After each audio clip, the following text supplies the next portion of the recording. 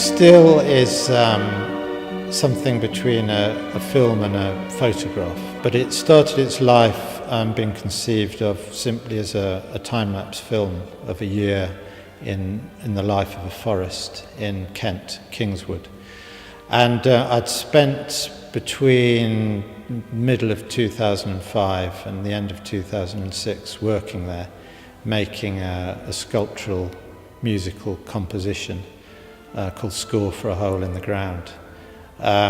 Basically, it won a prize as a proposal for a musical composition, but the form of the musical composition is really like a sculpture. It was a hole in the ground with percussive discs in it, and the amplification system was like a sort of giant gramophone horn rising 10 meters out of the ground. And during this year, also in the forest, I got more and more interested in the forest itself and the way it was constantly changing.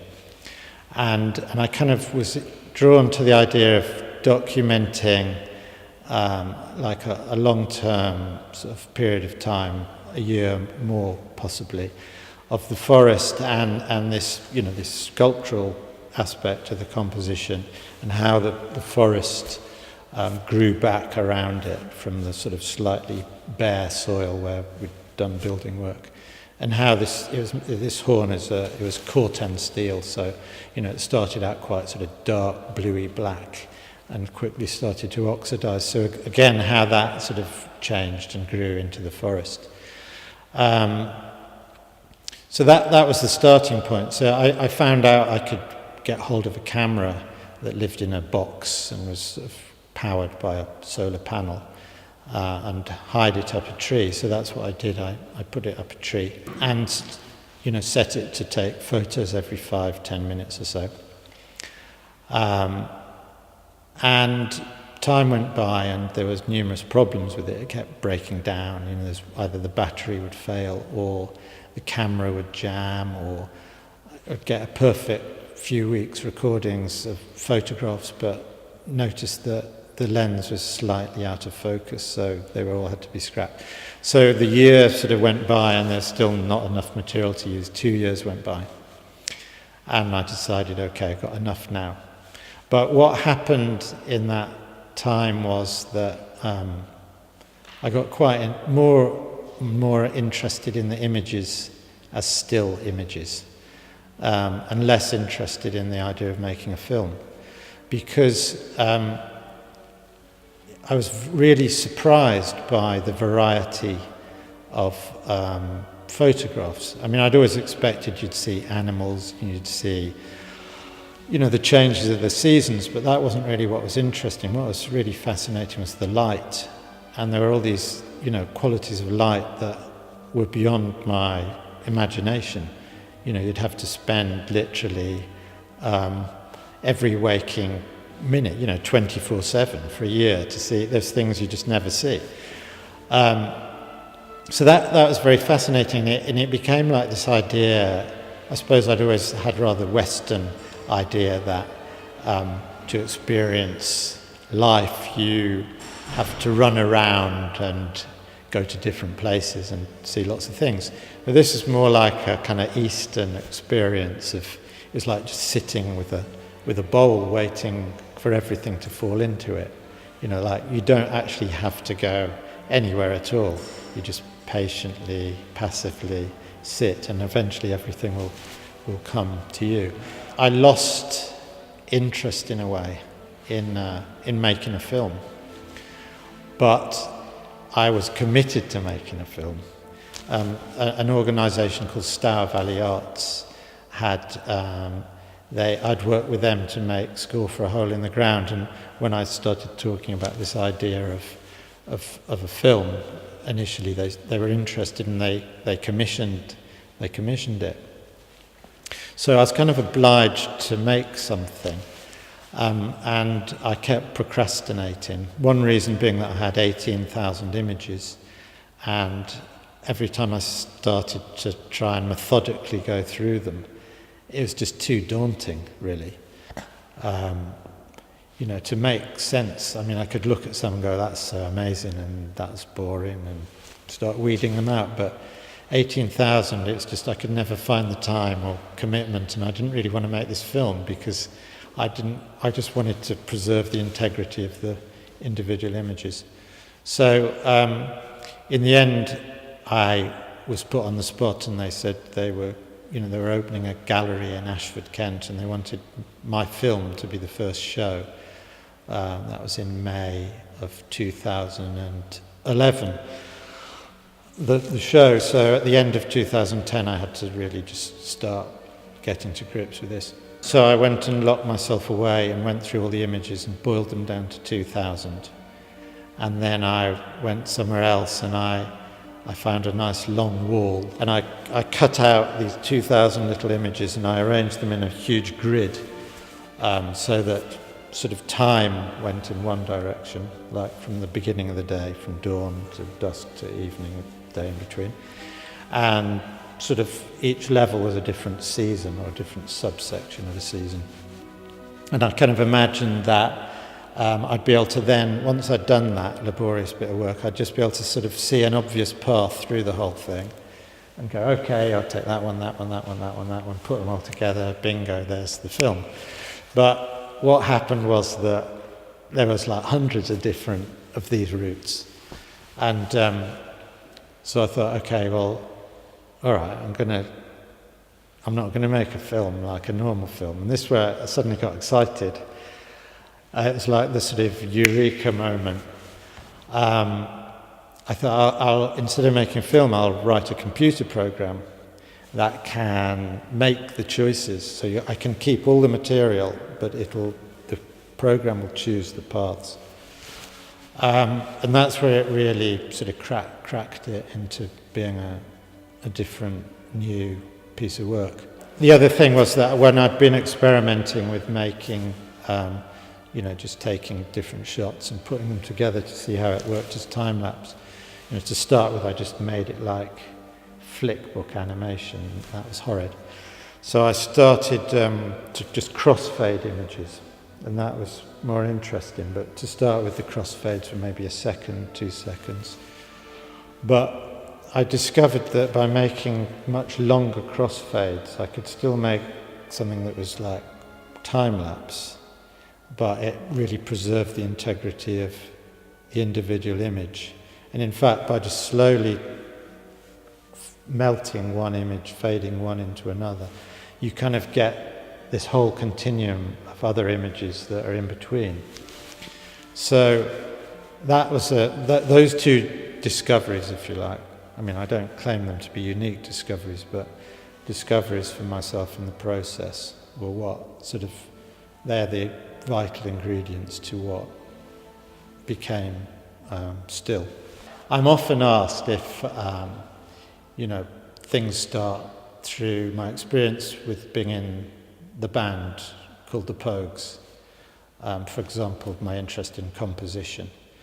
But really, that's not the case at all, because, I was already working in different fields before the Pogues.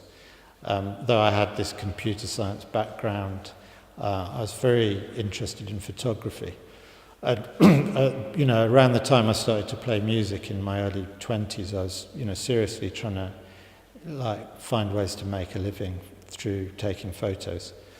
Though I did discover that, when I did get a few jobs taking photos, that it kind of killed a lot of the pleasure, because I wasn't taking photos I was interested in taking in. It was a sort of more commercial venture, and then, circumstances interfered with that whole process. Like my darkroom got stolen by some of my neighbours, I think.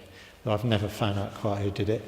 And I started to play music more, and so I kept taking photos, but I kind of abandoned that notion. So, in a sense, it's that's sort of come full circle with still, because I've used a huge number of photographs to make a piece, so that's quite nice in that sense. But, the whole thing, I see the Pogues more as another piece, another artwork, in a sense, in a long line of work going over 30 years now. And what's interesting in that is, I think if I had to kind of be asked to boil down what my interests are, it's in systems and processes and in time and space on quite extreme scales. And what appealed to me about the idea of the Pogues was, before the band ever started, was this idea that Shane McGowan had of starting a band that played traditional music, but not sort of playing it reverently, but redefining it, reinventing it, and just playing it, sort of adopting a very punk approach to it, by which I mean not being worried about the fact one couldn't play traditional musical instruments, but just going ahead and learning one's own way of playing them. And to me, I found that very exciting. I mean, I always wanted to play music, and I liked the idea of being in a band, but I didn't want to be in any band, and a lot of bands seemed very boring, and they were just doing what everyone else was doing. And this seemed like a whole new approach to me. I find the photo, the composition of the image in still quite interesting, because initially it wasn't that composition at all. The camera was much closer to the horn and everything, but the Vandals got it. It was obviously so evident that it was a sitting target, and there's lots of vandalism in the wood. It's kind of sad fact that lots of the artworks get attacked, and actually in the film you can see there's graffiti that sort of changes, but fortunately it's graffiti written with chalk. People pick up chalk and write with it, which is kind of nice because they could pick up flint and scratch and inscribe, but they don't. But so I turned up one day to retrieve the chip out of the camera, and the box up in the tree, or the glass was smashed, and someone had thrown a flint through it. And in fact, the last photograph before it broke is, you can see someone going like that. But so that was a kind of lucky accident in a way, because then I thought, well, I'm going to have to put the camera a distance away where people can't see it. And I got a new lens that could zoom. But that was a very fortuitous thing, because this composition of the final piece is much more beautiful, I think. But it's kind of, to me, the more I look at it, the more unusual it seems, because in a sense the focus of it is this Corten steel sculpture, but it's right in the middle of it, and literally the circle of the opening of the trumpet is right in the middle of the image, and quite often it just looks like a hole in the middle of the image. And to me, it sort of defies the rules of, which I'm all for doing. I think it's good to defy rules. But conventionally, I think if I look at a lot of other photos I'd taken in the past of it, it was always in the sort of golden mean position. But in this one, it's like right slap bang in the middle, and like in where you're sort of, according to the rules, put the focus of your image. You have these tree trunks, which are often just sort of these black sort of lines, so it becomes very abstract. And the longer you spend, the more sort of intriguing it becomes, the more focused on details you become.